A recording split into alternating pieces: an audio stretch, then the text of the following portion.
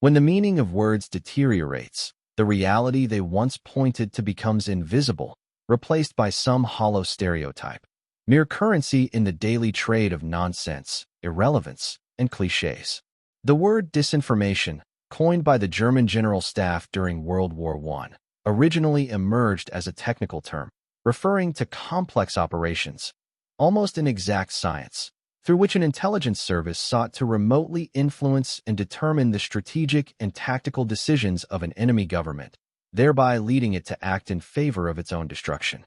Later, the term came to denote mere propaganda campaigns, designed not to deceive decision-making centers, but rather the helpless general public, the defenseless masses, consumers of expensive and often lethal hot air. Today, it's used to label any statement one wishes to discredit as inaccurate or false. From a tool of scientific description, the term has been debased into a vulgar insult. In parallel, genuine disinformation operations, once widely known and debated in the popular media during the 1950s and 60s, have vanished from the consciousness of the average citizen. Any reference to them today is instantly dismissed with another mindless cliché, conspiracy theory. Evidently, the semantic hollowing out of this once precise scientific term has greatly enhanced the effectiveness and reach of true disinformation, turning public opinion into a solid wall of resistance to truth and enabling the orchestration of mass deception campaigns that, just 4 or 5 decades ago, would have fooled no one. If the esoteric adage that secrecy protects itself is not always reliable, it is nonetheless a fact that today every disinformation campaign is well shielded beneath layers upon layers of disinformation, in the term's now popularized sense.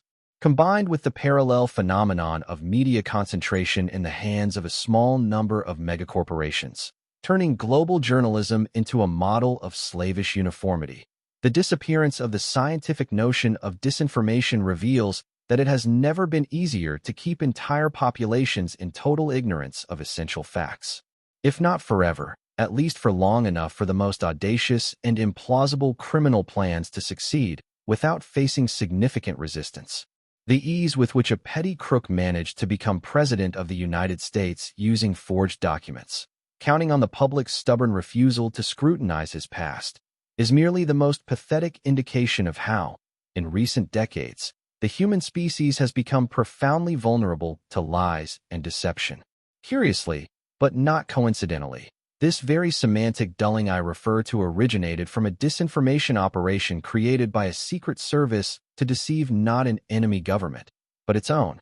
In the 1980s, when KGB defector Anatoly Golitsyn revealed to the U.S. government the massive strategic project through which the KGB intended to consolidate its power and expand its global influence via a hoax called perestroika, the implications were both obvious and scandalous.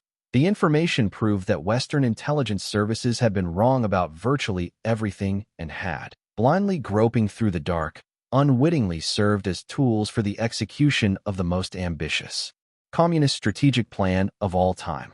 Facts ultimately proved that Golitsyn was right about nearly everything.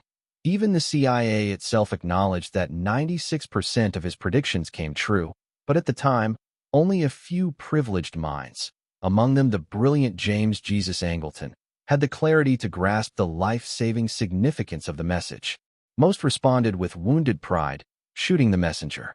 Angleton was eventually dismissed under various pretexts. J. Edgar Hoover, the all-powerful FBI director, called Golitsyn a fraud and severed all ties between his department and the CIA, thereby creating a disastrous information blockade at the very heart of the American security system. The party of the embittered, victorious in its war against Golitsyn, behaved just like the fox in the fable of the sour grapes. To camouflage the shame of having lost to the KGB and to ward off the threat of widespread budget cuts and firings, it began to downplay the importance of disinformation operations, reducing them to mere propaganda.